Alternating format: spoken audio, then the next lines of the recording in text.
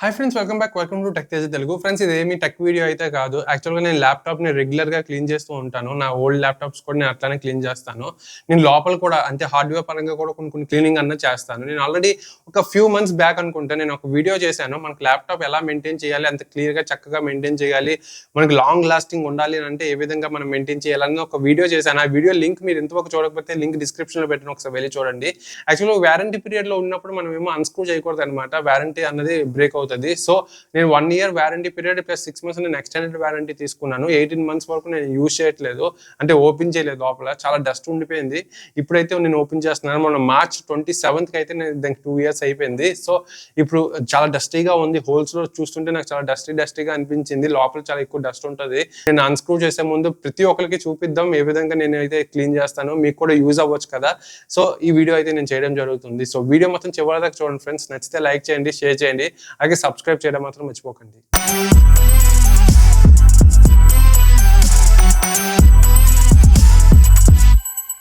ఇదే ఫ్రెండ్స్ నా ల్యాప్టాప్. నేను బ్రష్ కూడా పెట్టి ఉంచుకున్నాను. ఈ బ్రష్ తాలూకు లింక్ డిస్క్రిప్షన్ లో పెడతాను. ఇన్ కేస్ మీకు ఇంట్రెస్ట్ ఉంటే తీసుకోండి. దీంతో పాటు స్క్రూ డ్రైవర్స్ అయితే నేను తీసుకున్నాను.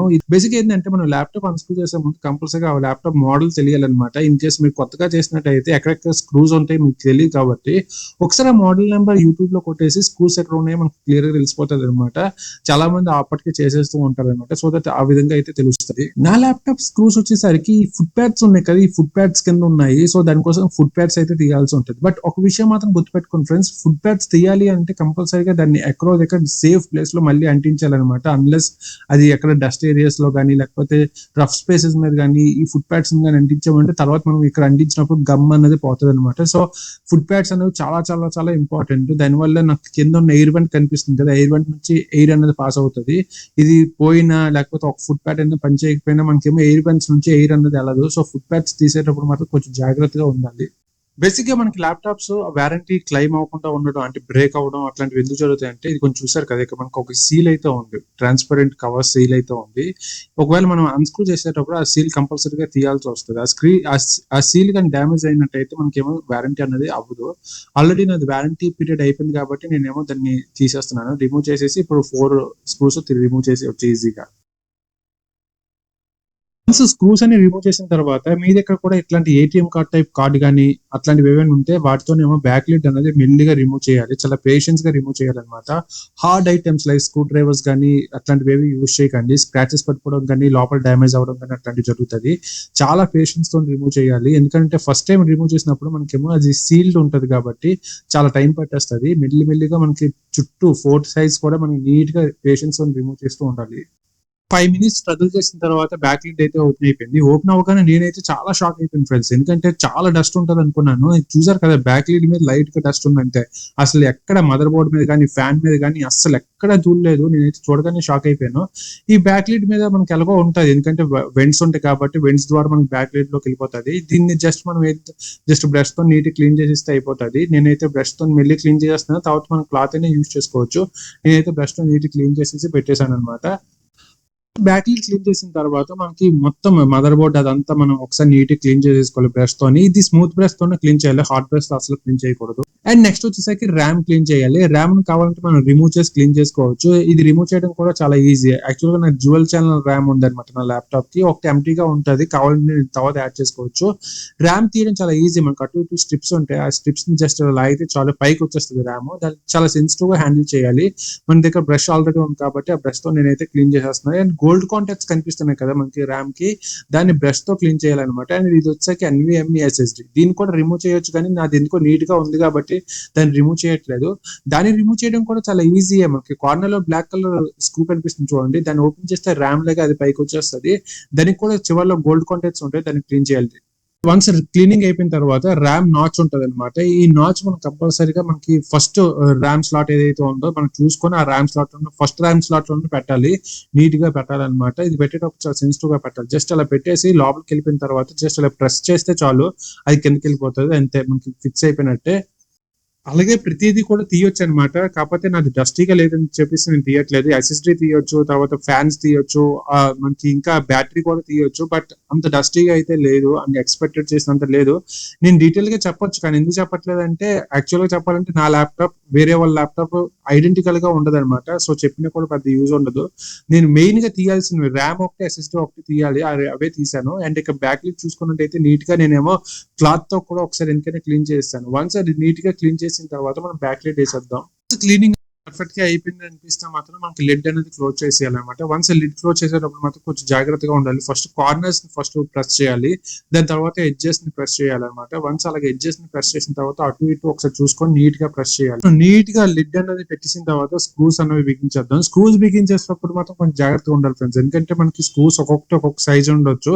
ఆ సైజెస్ మీకు డౌట్ గా ఉంటే ఒక్కొక్కటి ఒక్కొక్క ప్లేస్ లో పెట్టేసుకొని ఉంచుకోండి. లేదు అని అంటే కన్ఫ్యూజ్ అయ్యి ఒకదానికి పెట్టేశారు అని అంటే మాత్రం స్క్రూస్ కొన్నిటికి టైట్ అయిపోతాయి, కొన్నిటికి లూజ్ అయిపోయి పాడైపోతాయి, అవి మిస్ప్లేస్ అయిపోతాయి. సో ఎట్టి పరిస్థితుల్లో స్క్రూస్ బిగించేటప్పుడు కొంచెం జాగ్రత్తగా బిగించండి. ఇంటర్నల్ క్లీనింగ్ అయిపోయిన తర్వాత ఎక్స్టర్నల్ క్లీనింగ్ కూడా చేయాలి. దీనికోసం నేను వాటర్ తీసుకొని మనకి స్పెక్స్ చేస్తారు చూడండి క్లాత్, అలాంటి క్లాత్ తో మనం మొత్తం క్లీన్ చేయాలి. నేనైతే ల్యాప్టాప్ కొన్న సెకండ్ డే స్కిన్ పెట్టేశాను. మీరు ఇన్ కేస్ స్కిన్స్ కావాలంటే కింద లింక్ డిస్క్రిప్షన్ లో పెడతాను. ఇన్ కేస్ మీకు స్కిన్స్ నచ్చకపోయినా కనీసం మనం ట్రాన్స్పరెంట్ స్కిన్స్ అయినా వేసుకోవాలి. దానివల్ల ఏమవుతుంది అంటే మనకేమో స్క్రాచెస్ పడడం కానీ ఇట్లాంటి డస్ట్ పడడం కానీ అట్లాంటివి ఏమీ ఉండదు. మన స్కిన్స్ లో మనకి ట్రాన్స్పరెంట్ స్కిన్స్ కూడా ఉంటాయి. అట్లాంటివి అయినా యూజ్ చేయండి. అండ్ వాటర్ ప్రూఫ్ కూడా ఉంటాయి. వాటర్ ప్రూఫ్ స్కిన్స్ కూడా అవైలబుల్ గా ఉంటాయి. అట్లాంటివైనా యూజ్ చేయండి. బట్ స్కిన్స్ అన్న కంపల్సరీగా మ్యాండేటరీ చేసుకోండి ఫ్రెండ్స్. ఇక్కడ చూసారు కదా, నేను లోపల కూడా స్కిన్ వేసేసాను. ఎందుకంటే అక్కడ ఆ ప్లేస్ లో ఎక్కువగా మనకేమో మన చేతులు ఉంటాయి కదా, ఆ చేతులు ఆ మరకలు దాని మీద పడిపోతాయి. దానివల్ల మనకి ఇబ్బందిగా ఉంటుంది. చూసారు కదా, ఆల్రెడీ క్లీన్ గానే ఉంది. మీకు చూపెట్టడం కోసం నేను మరొకసారి క్లీన్ చేస్తున్నాను. నేను మాక్సిమం అన్ని నీట్ గా ప్రతి రోజు కూడా నేను ల్యాప్టాప్ ని క్లీన్ చేస్తాను. నెక్స్ట్ వచ్చేసరికి మనం కీస్ ని క్లీన్ చేయాలన్నమాట. మనకు వాటర్ లో డిప్ చేసి లైట్ గా మనం ఒక్క కీ అన్నది క్లీన్ చేస్తూ ఉండాలి. ఎందుకంటే మనకు మరకలు గట్రా పడిపోతూ ఉంటది. ఎక్స్పెషల్ గా నాది వైట్ కలర్ కీస్ కాబట్టి ఈజీగా పడతాయి కాబట్టి ఒక్కొక్కటి మెల్లిమెల్లిగా క్లీన్ చేస్తూ ఉండాలి పేషెన్స్ తోని. ఇది ఏంటంటే మనం 6 మంత్స్ కి ఒకసారి, యాక్చువల్ గా చెప్పాలంటే 3 మంత్స్ కి ఒకసారి క్లీన్ చేయాలి. 6 మంత్స్ కి ఒకసారి ఈ విధంగా క్లీన్ చేస్తే మనకి అట్లీస్ట్ ఒక 5-6 ఇయర్స్ వరకు మనకి ఎట్లాంటి మరకలు పడకుండా నీట్ గా మనకి కనిపిస్తూ ఉంటది అనమాట. కీస్ అయిపోయిన తర్వాత మనం సైడ్స్ కూడా ఒకసారి నీట్ గా క్లీన్ చేసేయాలి. మనకి కార్నర్స్ లోని మనకి ఇవి గట్రా ఉంటాయి కదా, పోర్ట్స్ గట్రా ఉంటాయి. ఆ పోర్ట్స్ లోని మనం వెట్ గా కాకుండా నార్మల్ గా మనం క్లీన్ చేసేస్తూ ఉండాలన్నమాట మెల్లిగా. అన్ని తర్వాత మనం లాస్ట్ లో స్క్రీన్ అనేది క్లీన్ చేయాలి. స్క్రీన్ క్లీన్ చేసేటప్పుడు మాత్రం కొంచెం జాగ్రత్తగా ఉండాలి ఫ్రెండ్స్. ఎందుకంటే వెట్ గా మనం క్లీన్ చేస్తున్నట్టయితే మనకు అవ్వదు. కొంచెం పొడిగా ఉండేటట్టు ఉంచి మనం స్క్రీన్ అనేది మెల్లిగా మరీ ఎక్కువ కాకుండా యూజ్ చేయాలి. స్క్రీన్ గార్డ్ కూడా నేను వేసుకున్నాను, మీకు క్లియర్ కనిపించే ఉంటది. కొనగానే వేసేసాను. దాని తలక లింక్ కూడా కింద డిస్క్రిప్షన్ లో పెడతాను. ఇన్ కేస్ మీకు ఇంట్రెస్ట్ ఉంటే తీసుకోండి. అండ్ ఆల్సో నేను ఎప్పుడు కూడా వన్స్ నాకు ల్యాప్టాప్ పని అయిపోయిన వెంటనే ఇమీడియట్ గా నేను దాన్ని తీసుకొని వెళ్ళి ల్యాప్టాప్ పౌచ్ లో పెట్టేస్తాను. నేను pouch almost more than 3 years గా నేను యూజ్ చేస్తున్నాను. పాత ల్యాప్టాప్ ఉన్నప్పుడు నేను కొన్నాను దాన్ని, అప్పటి నుంచి యూజ్ చేస్తున్నాను. చాలా బాగుంది. దాని తల లింక్ కూడా కింద డిస్క్రిప్షన్ లో పెట్టేస్తాను. చూసారు కదా ఎంత డస్ట్ వచ్చిందో దాంతో క్లీన్ చేసిన తర్వాత. ఈ విధంగా మనం రెగ్యులర్ గా మనము ల్యాప్టాప్ ని క్లీన్ చేస్తూ ఉంటాం. ఫ్రెండ్స్ చూసారు కదా ఫ్రెండ్స్, అన్నిటికన్నా మోస్ట్ ఇంపార్టెంట్ థింగ్ అగైన్ చెప్తున్నాను, మనకి వారంటీ పీరియడ్ లో ఉన్నప్పుడు మాత్రం మీరు అస్సలు అన్స్క్రూ చేయకండి. వారంటీ బ్రేక్ అయిందంటే రేపు పొద్దున్న ఏ ఇష్యూ వచ్చినా కూడా మనకి అది బాగు చేయడం అవ్వదు. సో కంపల్సరీగా వారంటీ పీరియడ్ లో మాత్రం ఓపెన్ చేయకండి. మీరు అనుకోవచ్చు స్క్రూస్ అన్స్క్రూ చేయడానికి నీట్ గా పెట్టవచ్చు కదా అని చెప్పేసి, ప్రతిదానికి ఒక సీల్ ఉంటది అనమాట. ఆ సీల్ బట్టి మనకేమో అది మనకి ఆల్రెడీ అన్స్క్రూ చేశారు లేదో తెలిసిపోతుంది.